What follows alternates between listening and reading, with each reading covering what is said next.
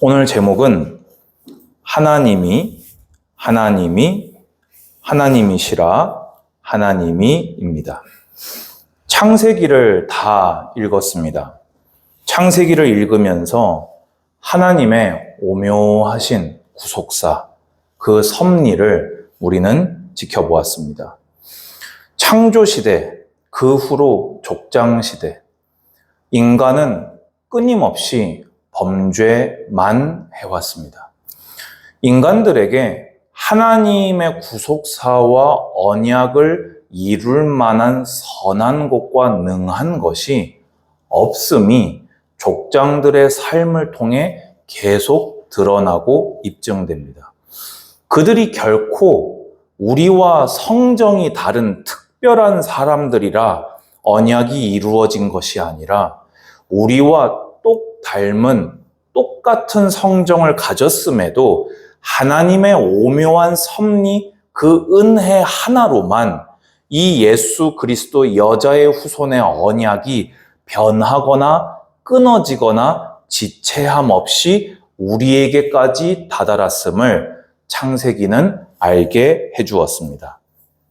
그러면 이러한 하나님의 오묘하고 거룩한 섭리가 청년들이 지금 어떻게 체감되고 있습니까? 오늘이라고 하는 시간표를 보내는 여러분들에게 창세기에 나타난 이 오묘한 섭리가 여러분들에게 어떻게 체감되고 있습니까?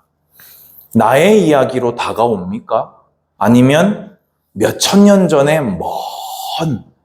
역사책도 아니고 이거는 신화 같은 그런 일도 있었나 보다 하는 그런 체감으로 다가오십니까? 오늘 요셉의 신앙 고백을 보시면서 하나님의 섭리를 발견하는 예배가 되기를 주님의 이름으로 축복합니다. 자, 창세기 45장의 배경에 대해서는 제가 여러분들한테 설명할 것이 없어야겠지요. 많은 대화, 많은 사건들이 있은 후 요셉은 드디어 자신의 정체를 형제들에게 드러내게 됩니다. 이 보면요, 1절에 요셉이 뭘 어떻게 못했다고요? 정을 억제하지 못하여 소리 질렀다라고 되어 있습니다. 여러분, 창세기 이 부분 읽으면서 좀 의문점 품어본 적 없습니까? 요셉이 왜 이렇게 했을까요? 형들을 봤을 때, 형들이 고개 숙여 절했을 때 요셉은 한 번에 알아봤고 한 번에 기억했단 말이에요. 근데 왜 이렇게 빙빙빙빙 둘러서 그야말로 이렇게 개고생을 시켰을까요? 야, 너도 한번 맛봐라. 그런 걸까요? 이거를 죽이지도 못하고 살리지도 못하고 너도 한번 굴러봐라 이런 걸까요? 왜 이랬을까요? 모릅니다. 그런데 확실한 거는요, 성경은, 그리고 이 앞뒤의 문맥은 요셉이 참지 못하고 소리를 지른 게 적어도 분노의 함성이 아니라 사랑을 못 참아서 뜨거운 마음으로 그들을 향해 소리 질렀다는 것 정도는 우리가 알 수 있는 것 같습니다. 그럼 저는 오늘 하고 싶은 이야기가 왜 이게 가능하냐는 거예요. 그 이야기를 해보려고 하는 겁니다. 저는 어제도 한 분을 만나서 그 이야기를 했어요. 인생의 한계, 우리 인정합시다. 무슨 한계입니까? 하나님의 섭리를 오늘이라는 시점에서 말할 수 있는 인간은 한 인간도 없습니다. 아멘 하시기 바랍니다.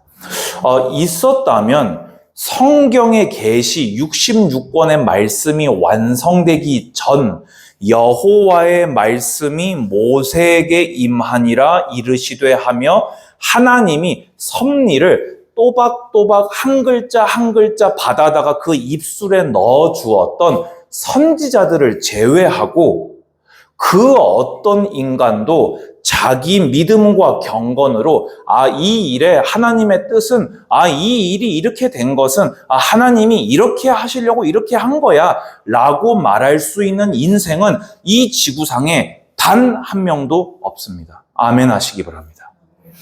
이게요, 우리로 하여금 한없이 하나님 앞에 겸손하게 만들어주는 은혜의 장치임에 감사하시기 바랍니다. 여러분 만약에 그거 다 알았잖아요? 어떻게 할 것 같아요? 하나님 의지할 것 같습니까? 그거 어떻게 할 것 같습니까? 우리의 완악함은요, 그거를 아는 것이 능사가 아닙니다. 우리의 인생에서 참 행복은요, 오늘 일어난 일이 결국에 어떻게 될 것이냐를 아는 것보다 오늘 내가 하나님과 동행하는 것이 내 인생의 능사 아닙니까? 하나님은 그것을 볼 때에 우리가 모르는 것이 우리에게 유익하다 판단하시어 모든 인생에게 가리어 놓으신 것입니다. 요셉이 언제 알았습니까?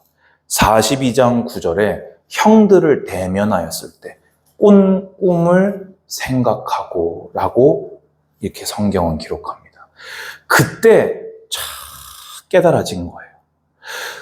어려서 형들에게 원망받으며 그 꿈을 무시받던 시절, 형들에게 눈물 콧물 질질 짜면서 무릎 꿇고 살려달라 빌던 그 순간, 노예로 팔려와서 죽을 고생하고 두려움 가운데 벌벌 떨다가 하나님의 은혜로 보디발 집에 집사까지 올라갔다가 성범죄자의 오명을 뒤집어쓰고 감옥에 가서 끝났다 싶었는데 그곳에서 하나님이 건져주셔서 애굽의 총리 삼으시고 그 모든 꿈들을 자기가 어떻게 알겠어요? 그걸 보여준 대로 말했을 뿐인데 하나님이 바로의 아버지가 되게 하셨고, 그리고 형들이 그 꿈대로 엎드린 걸 볼 때에 비로소 깨달은 겁니다.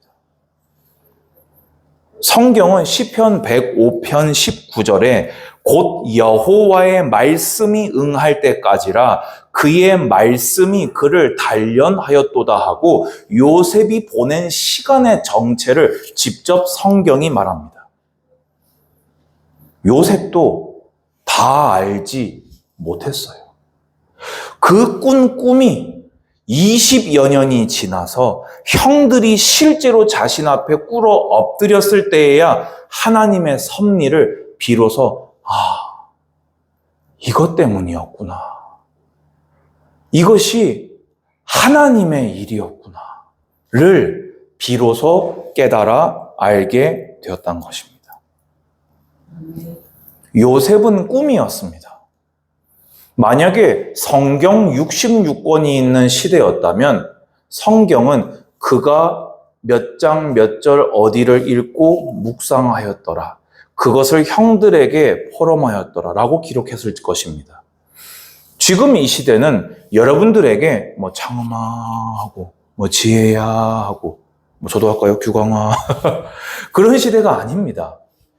여러분 손에 하나님의 목소리를, 하나님의 섭리를, 하나님의 능하심을, 그의 선하심을, 그의 구속사를 매일 들을 수 있는 시대입니다.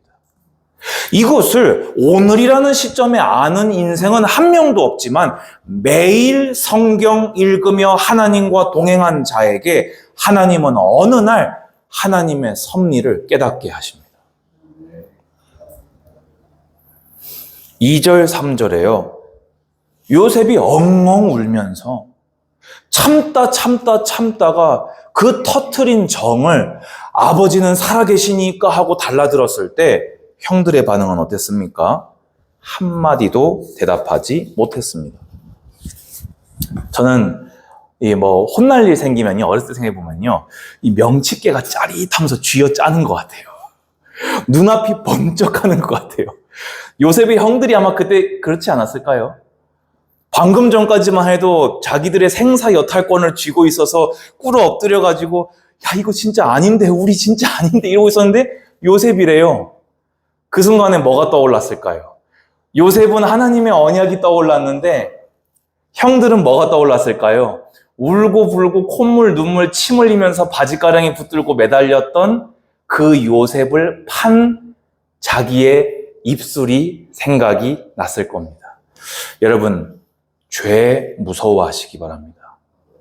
하나님은 죄인을 사랑하시지 죄를 그냥 넘어가 주시지 않으십니다. 그러면 여러분들을 사생아 취급하시는 거예요. 죄 책에서 여러분을 사하신 것이지 여러분이 사랑하는 자녀라면 죄는 반드시 하나님의 징계가 임합니다. 20년이 지나도 그들은 지금 이게 요셉이 하나님의 섭리를 깨달았으니까 이 일이 이렇게 지나간 것이지 이 일이 만약에 이렇게 지나갈 일이 아니었다면 형들은 이곳에서 죽는 겁니다. 아니면 이곳에서 노예가 되는 겁니다. 여러분, 그게 죄예요. 그게 하나님의 공입니다. 평생 죄를 두려워하시고 죄를 피하는 여러분 되시기를 권면드립니다. 두 번째입니다. 그런 형들에게 요셉은 오히려 형들을 안심시키면서 하나님의 놀라운 섭리를 드러냅니다. 여러분 4절 보세요. 이 놀랍지 않습니까? 내게로 가까이 오소서. 여러분, 죄는요 단절되게 만듭니다. 요셉이 만약에 이 죄를 죄로 품고 용서하지 못했다면요 가까이 오셔서 하겠습니까? 본인이 가까이 가서 칼로 베면 뱉지 가까이 오라고 하겠습니까? 이건 무엇을 예표합니까?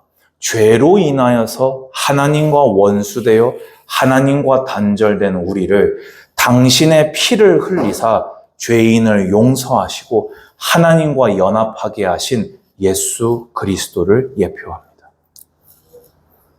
창세기에 나타난 예수 그리스도 중 한 예표는 바로 요셉입니다. 어떻게 이게 가능합니까? 5절 보세요. 당신들이 나를 이곳에 팔았다고 해서 근심하지 마소서, 한탄하지 마소서. 하나님이 생명을 구원하시려고 나를 당신들보다 먼저 보내셨나이다. 자, 첫 번째 오늘 제목입니다. 하나님이 생명을 구원하시려고 하나님이 나를 당신들보다 먼저 보내신 것입니다. 그 꿈을 받았을 때 요셉은 뭔 꿈인 줄을 몰랐어요. 아마 노예로 팔려가면서도 한 번은 생각해 보지 않았을까요? 이상하다. 그 꿈하고 이거 정반대가 아니냐. 분명히 해와 달과 별들이 절했는데 그건 명백하게 형들 얘기하는 거 아니냐. 그래서 형들이 나를 더 미워하지 않았냐. 근데 내가 형들에게 왜 팔려가지? 그런데 그 꿇어 엎드린 형들을 보았을 때 요셉은 깨달은 거예요. 아, 이 7년의 흉년을 두고 하나님은 구속사를 이루시기 위해서 이 언약의 씨를 하나님의 언약이 성취되어야 되는데 아브라함, 이삭, 야곱에게 주신 그 땅을 천하만민이 복을 받으리라는 가나안 땅을 주리라고 한 그 후사를 약속하신 하늘의 별과 같으리라는 그 약속이 성취되려면 내가 먼저 넘어와서 내가 총리가 되어서 유다를 우리 12지파를 보존시켜야 되는 것이 하나님의 섭리였구나. 그러니까 한 문장 안에 노예로 팔았다고와 근심하지 마소서가 한 문장에 들어갈 수가 있는 거예요. 하나님의 사랑을 깨달은 자는 사랑하게 되어집니다.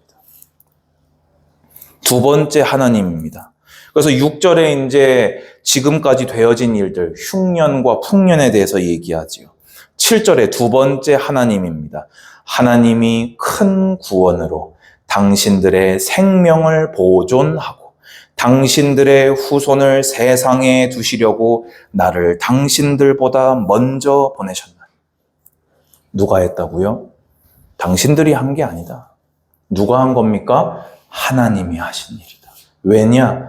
이 생명을 당신들을 구원하여서 당신들을 보존해야 할 하나님의 뜻이 있기 때문에 당신들이 살아 있어야 하나님의 언약이 이루어지기에 하나님의 언약을 위해서 하나님이 하신 일이 이 구원이다. 세 번째 하나님이시라 볼까요? 그런즉 나를 이리로 보낸 이는 당신들이 아니요 하나님이시라. 아멘. 여러분, 보낸 게 형들 맞습니까? 아닙니까? 맞지요? 그런데 그거 사실입니다. 지금 여러분 착각하시면 안 됩니다. 이렇게 요셉이 이야기했다고 해서 형들의 죄악이 사라지는 거 아닙니다. 다말이 그렇게라도 해서 베레스를 잉태해서 예수 그리스도가 오셨다고 해서 다말이 시아버지와 동침한 그 죄악이 사라지는 것이 아닙니다. 그들은 그들의 죄악에 그들의 징계를 다 각자 삶에 받은 거예요. 하지만 믿음의 사람은 그들의 죄악을 당하지 않고 하나님의 섭리에 아멘하며 간다 그 말입니다. 죄인은 죄인이 하나님 앞에 용서받아야 되는 거예요. 그건 본인의 신앙이에요. 본인이 받을 거예요. 근데 나는 믿음의 사람은 하나님의 섭리를 보고 하나님의 보내심을 받아 하나님의 일을 하며 가겠다 그 말입니다. 이걸 하나로 퉁치자는 이야기가 절대로 아닙니다. 제가 이걸 계속 이렇게 중첩해서 설명하는 이유를 여러분 깨달으셔야 됩니다. 잘못된 믿음 갱신하셔야 돼요. 저는 뭐까지 들어봤냐? 내가 그때 너한테 잘못한 것 때문에 네 믿음이 이렇게까지 좋아졌으니까 오히려 나한테 고마워야 되는 거 아니냐? 저 이 말을 육성으로 들어봤습니다. 전해 들은 게 아니고요. 제 눈이 그 말하는 주둥이를 쳐다봤고 제 귀가 그 소리를 들었어요. 여러분, 우리 이거 갱신해야 됩니다. 죄는 그냥 죄입니다. 요셉이 얘기한 건 본인의 신앙을 얘기하는 거지 형들이 한 그것이 하나님이 형들을 조종해서 한 것이기 때문에 형들은 죄악이 하나도 없고 하나님의 구원의 일꾼들이었습니다가 아닙니다. 본인이 믿음으로 그렇게 간다 그 말입니다. 하나님이 당신들의 죄악을 선으로 바꾸셨음을 본인은 믿는다 그 말입니다. 그래서 요셉은 고백합니다. 하나님이 하신 것입니다. 하나님이시라가 하나가 더 나오지만은 중첩되기에 9절로 넘어갑니다. 당신들은 속히 아버지께로 올라가서 아뢰기를 아버지의 아들 요셉의 말에 하나님이 나를 애굽 전국의 주로 세우셨으니 지체 말고 내게로 내려오사 하면서 10절 11절 하나님이 자기를 총리로 세우셨고 총리로 세우신 이유를 자기가 기쁜 마음으로 순종하여서 아버지와 아버지의 가족들, 형들과 형들의 가족들, 그 후손까지도 복량하여서 하나님의 구원의 섭리를 자신이 자원하여서 이루겠노라 고백하고 있습니다. 자, 이 말씀 속으로 한번 들어가 봅시다. 남의 얘기로 받으면 안 됩니다. 이 얘기를 볼 때, 와, 요셉 대단하다. 근데 나는 이렇게 못할 것 같은데. 여러분, 이제 이 생각을 아예 그만하셔야 됩니다. 그게 얼마나 이상한 생각입니까? 하나님, 저는 이렇게는 이렇게 하게 하옵소서 하십시오. 믿음의 마침표를 찍으셔야지 성경을 읽으시면서 아멘 하고 지나가셔야지 나는 이렇게 못하는데 나는 이렇게 한 적이 없는데. 여러분, 성도의 성경 읽기를 하십시오. 하나님의 사람의 성경 읽기를 하십시오. 성령이 내주하는 자의 성경 읽기를 하십시오. 그런 생각하라고 성경 우리에게 주신 거 아니지 않습니까? 이제는요, 연습하셔야 돼요. 우리의 잘못되고 나약한 생각의 습성을 믿음으로 바꿔내셔야 됩니다. 언제 여러분 보고 그 가능하다 했습니까? 성령님을 왜 주셨습니까? 우리에게 은혜로 믿음을 왜 주셨습니까? 예수 그리스도께서 왜 십자가의 보혈의 공로를 우리의 공로라 주셨습니까? 왜 주님께서 우리와 연합해 주셨습니까? 네 힘으로 살으라고요? 근데 왜 네 힘으로 있습니까? 이제요, 우리 나약하고 무능하고 무기력한 성경 읽기 배워버리십시오. 하나님, 제가 요셉과 다를 게 뭡니까? 아멘. 죄가 요셉 아닙니까? 요셉은 해주고 왜 난 안 해줍니까? 요셉한테 해준 거 있으면 그만큼은 나한테 해주십시오. 아멘. 아브라함한테 숨기겠느냐? 저한테도 숨기지 마십시오. 바울에게 응답하신 거 제게도 응답해 주십시오. 그들에게 물 붓듯이 부은 거 제게도 부어 주십시오. 여러분이 왜 그걸 말 못합니까? 믿음이 없습니까? 성령님이 안 계십니까? 성경을 모릅니까? 아멘? 우리 이제 바꿔야 돼요, 생각이요. 그렇지요? 화내는 거 아닙니다. 답답해서. 저도 답답해서. 그렇지요? 이게요, 진짜 인간 인품으로 되는 일 아니잖아요. 이거 진짜 인간 인품으로 되는 거예요. 아니, 진짜요. 그 한 말, 좀 나쁜 말 해볼까요? 차라리 죽이지. 몇 천 년 전 고대 근동지방에서 인권이라고는 찾아볼 수 없는 그 이집트 피라미드 그 노예, 그걸 어떻게 자기 친동생을 노예로 파냐고요. 차라리 죽이지. 여러분 그거 아세요? 이 노예들요, 이렇게 판별하는 기준이 뭔지 아십니까? 이렇게 하면 돼요. 왜지요? 노예는 이 상태가 다 썩었거든요. 그래서 요거 깨끗하면요, 비싼 노예. 요거 검해가지고 이 없으면 이제 맛 간 노예. 제일 비싼 노예가 뭐지요? 젊고 근육질 남자. 왜입니까? 도구가 힘이 세야죠. 소처럼 일 잘해야죠. 친동생을, 너 내가 그렇게 팔았다고 하면 너 나 용서할 거냐? 야, 용서한다고 해야지. 자식이. 죄송합니다. 근데 이거 했잖아요, 요셉은요. 이거 인품 아니라니까요. 여러분들이 이거를 보면서 여러분의 인품을 떠올리면서 내가 이걸 못할 텐데 할 필요가 없다니까요. 애초에 요셉의 인품이 아니었다니까요. 요셉의 인품 뭐였습니까? 형들 잘못한 거 고쳐주라는 게 그게 요셉 인품 아니었습니까? 자기가 받은 은사 입 간수할 줄도 몰라서 떼시도 근본 못하고 아무렇게나 떠들다가 더 미움받던 찰떡선이 없는 동생이 요셉 아닙니까? 얘 인품 여러분들하고 별로 다를 거 없어요. 그럼 왜 이게 가능합니까? 요셉은 하나님의 언약이 마음에 있었던 거예요. 분명히 성경이 증언합니다. 제 상상의 나래가 아닙니다. 말씀이 응하기까지 말씀이 그를 연단하였다. 뭔 말씀인지 모르겠어요. 그걸 그 꿈을 얘기한 건지 아브라함, 이삭, 야곱이 그에게 가르쳐 준 건지 그렇게 이 요셉을 끔찍이 사랑게 했던 야곱이 알려준 건지는 모르겠지만 성경은 증언해요. 말씀이 그를 연단했다고요. 여러분은 훨씬 더 유리하잖아요. 얘는 아빠한테 들은 게 다인데 꿈꾸다가 받은 게 다인데 여러분은 이렇게 많은데 누가 유리합니까 이게요?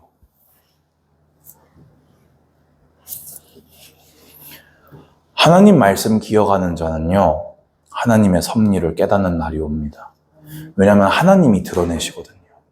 드러내시려고 섭리하시는 거거든요. 여러분들한테 꽁꽁 감춰놓으려고 일하시는 분이 아니라 드러내셔서 여러분을 통해 영광 받으시려고 섭리하시는 분이거든요. 근데 말씀에 거하지 않는 자, 믿음으로 말씀과 동행하지 않는 자는 그 섭리를 보지 못하게 되고 그냥 죄 지으면서 살게 됩니다. 하나님의 섭리를 매일매일 성경을 통해 계속 따라가는 자는 어느 날 요셉처럼 보게 됩니다. 하나님의 구속사를 발견한 자는요, 그 사랑을 먼저 받고 사랑을 하게 됩니다. 내가 이 놀라운 구속사 통해 구원받았다는 것을 깨달은 자는 요셉이 자기 자신이 총리가 된 것이 우리 일가를 구원하기 위한 하나님의 사랑이라는 걸 먼저 받았어요. 그러니까 형들을 사랑할 수가 있는 거예요. 인품이 아닌 거예요. 하나님의 사랑을 아니까 하나님의 사랑으로 사랑을 하게 된 겁니다. 이게요, 청년들이 연습할 경건입니다. 제가 여러분들 보고 참으라 하면 화나지 않겠습니까? 여러분들 보고 참으라 하면 분나지 않겠습니까? 근데 하나님이 여러분을 사랑해 버리시면 여러분은 참지 않으셔도 됩니다. 참을 게 없을 테니까요. 하나님 말씀 신뢰하십시오. 하나님 계획 드러날 때까지 인내하십시오. 하나님의 섭리가 드러났을 때 요셉처럼 적극적으로 순종하십시오. 이게 경건 아니면 뭘 경건이라고 부르겠습니까? 그렇지요. 결론입니다. 왜 매일 성경 읽으며 살아야 합니까? 오늘이라는 시간을 살아가지만 평생을 오늘을 살지만 오늘에서 섭리를 우리는 발견할 수 없기 때문입니다. 하지만 성경을 매일 읽는 청년은 요셉처럼 하나님의 말씀의 연단을 받고 하나님의 섭리를 깨달을 그 날을 반드시 마주하게 될 것입니다. 요셉은 예수님을 예표하는 종이었어요. 예수님은 하나님의 구속사의 계획에 보내심을 받았고 죄인을 사랑하셨고 용서하셨고 그들을 위해 죽기까지 섭리에 순종하셨습니다. 아멘. 왜 이게 가능했습니까? 성삼위일체 하나님의 긴밀한 교제와 연합 안에서 이 일이 이루어진 것입니다. 하나님 간에 언약이 있었다는 거 아십니까? 그것에 의해서 자발적으로 순종하여 오셨음을 아십니까? 이 땅에 활동하시며 끊임없이 기도하고 대화하시고 너는 나의 사랑하는 아들이라 예수님은 아버지를 향하여 끊임없이 간구하시고 하나님께서는 그에게 돕는 천사를 보내서 그 사명 구속사 감당하도록 하신 거 기억나십니까? 요셉이 그러하였습니다. 그러면 이제 요셉처럼 나도 예수님 닮은 종으로 살 수 있다 그 말 아닙니까? 아멘? 여러분 이제 우리 생각 바꾸자니까요 진짜요. 목표 지향적으로 목표 중심적으로 내가 목표 세워서 내가 계획 짜고 내 방법으로 내 스타일로 내 감정으로 내 상처로 나 하던 거 이제는 바꾸자니까요. 성경 읽으면서 하나님이로 바꾸자니까요. 내가 왜 못해요 그거를요. 하나님이 하시는데 내 인생에 이 일이 왜 안 일어나요? 하나님이 나와 함께 하시는데. 아멘? 오늘 이 말씀이 여러분의 강한 소망이 되고 열망이 되고 경건의 연습의 시작점이 또다시 되어지기를 주님의 이름으로 권면드립니다. 주님 감사합니다. 하나님이 하셨습니다. 하나님이 하셨습니다. 하나님이십니다. 하나님이 하셨습니다. 이것이 우리 청년들의 일생의 노래가 되게 하여 주시옵소서. 성경을 펼칠 때마다 이 은혜 허락하여 주시옵소서. 예수님의 이름으로 기도합니다. 아멘.